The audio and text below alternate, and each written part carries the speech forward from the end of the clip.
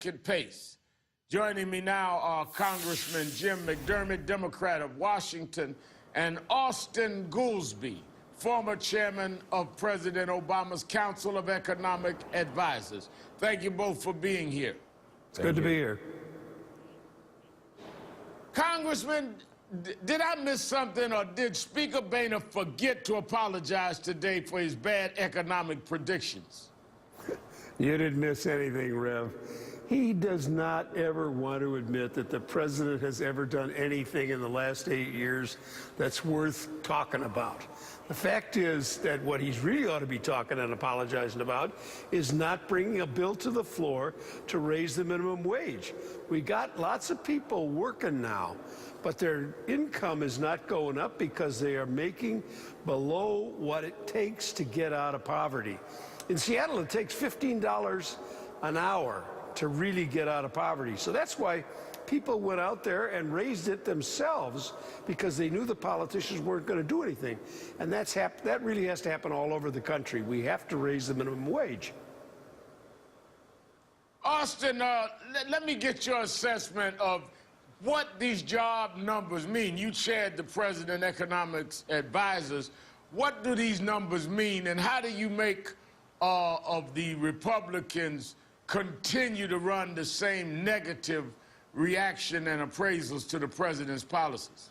Well, you know, they got the old thing of if everybody's going that way, get out front and call it a parade. The Republicans in Congress did more than just not apologize. They then started trying to take credit, said it was the McConnell economy. That's not going to work. They said that Obamacare was going to lead to the ending of full-time jobs, that everybody was going to be forced into part-time jobs. That's proven completely wrong. We've had 8 million full-time jobs. The number of part-time jobs is barely up. I think the numbers today were very positive. The only thing that I think is we shouldn't get complacent, because the world continues to be a dangerous place. You know, Europe, China, a lot of places slowing down. So it could always slow down our growth, but we've been on a good run in the job market. Congressman, let me go back to something you raised about wages, though, because one of the cautionary notes from today's job reports is wages aren't rising fast enough. Republicans are starting to talk about this, but look at their economic agenda. They oppose the Fair Pay Act. They're against the president's plan to close tax loopholes on the wealthy, and they oppose raising the minimum wage. How can Republicans attack inequality and stagnant wages, but then oppose the policies that would fix it? Well, they have to believe in a tooth fairy or something. I don't know. All the things that you need to do, you just enumerated. They have to raise the minimum wage. India, people work there, a lot of people work in there, millions of them, for $2 a day. Working and having a job is one thing, but working and having a job that gives you an opportunity to get out of poverty is another thing altogether, and means they have to raise the minimum wage. It is simply not enough to say 40 hours a week at $7 an hour is going to get you out of poverty. It isn't. You have to have $12, $13, $14, and that's really where we ought to be going. Austan, one of the things that's striking, bringing the unemployment rate down to 5.5, something we have not had that low, the unemployment rate, since 2008, and this kind of generating of jobs. This would have even been lower if we had public sector jobs that were coming in. These are private sector jobs. Had we had a jobs bill, had we not had Republicans cutting back in the public sector, this would even be more of a phenomenal achievement. I do think it would be bigger, for sure. You know, we've had what the economists consider fiscal drag pulling down the growth rate of the economy. If you just look at the job growth, the private sector job growth has been all but astounding. I mean, equal to as any of the strongest years that we've had in the last half century, and a lot of the job losses have been on the government side. So there is that irony that you see the Republicans saying, oh, it's because the government is choking things. The government is shrinking. We've had a shrinking share of government as a share of GDP and as employment. Now, Congressman, let's look at the jobs records of the last 4 presidents. 2 Republicans, 2 Democrats. Combined, both President Bushes created just over 1 million private jobs, private sector jobs. Just over 1 million combined. Presidents Clinton and Obama have combined to create almost 29 million jobs.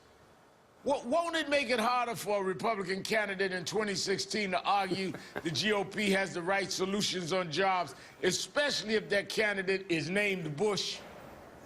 You're going to have guys out there twisting themselves into pretzels trying to make it seem like Republicans care about people's and jobs. They've refused to put money into public sector things like building roads and building bridges and water systems and that kind of infrastructure stuff. They simply have been unwilling to do anything to help people get jobs. Somehow they think magically it's all going to happen without them doing anything, and that's not going to work, and the people are not going to buy it in 2016. Now, I don't care what Jeb Bush says about his brother and his father, he is not going to be able to convince people that Republicans are going to provide jobs. They don't. Reverend, think about it. Austin. The last 2 Democratic presidents have come in to clean up the mess left by a President Bush. What is 3rd time's a charm? I mean, I don't think that's going to work. Now, well, let's talk about what Bush would say. Let me actually play what Jeb Bush, not George Sr., not George Jr. This is what Jeb Bush said about Obamacare or the Affordable Care Act. Obamacare is clearly a job killer. The best thing we could do to help people who are unemployed or underemployed is fix Obamacare, replace it. Obamacare adds a cost to employment, and if you increase the cost of employing someone, you will cause unemployment. Obamacare is the biggest job killer in this country.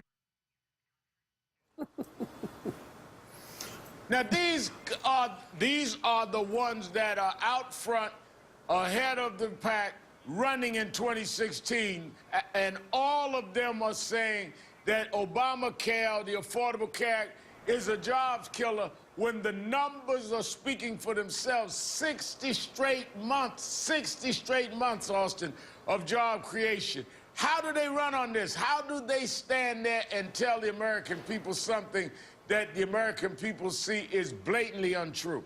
Look, you remember in the 90s when the Clinton job machine was cranking along, and then Newt Gingrich said, well, really, it was the Gingrich economy. I predict they will try to come up with some way to explain how we had 60 months of job growth because of what happened in the midterm elections a few months ago.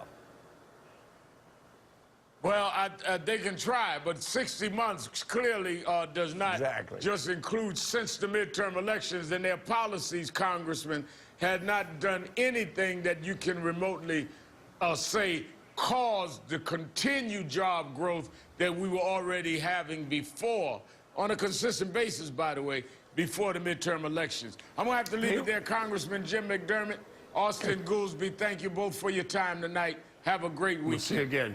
Thank you.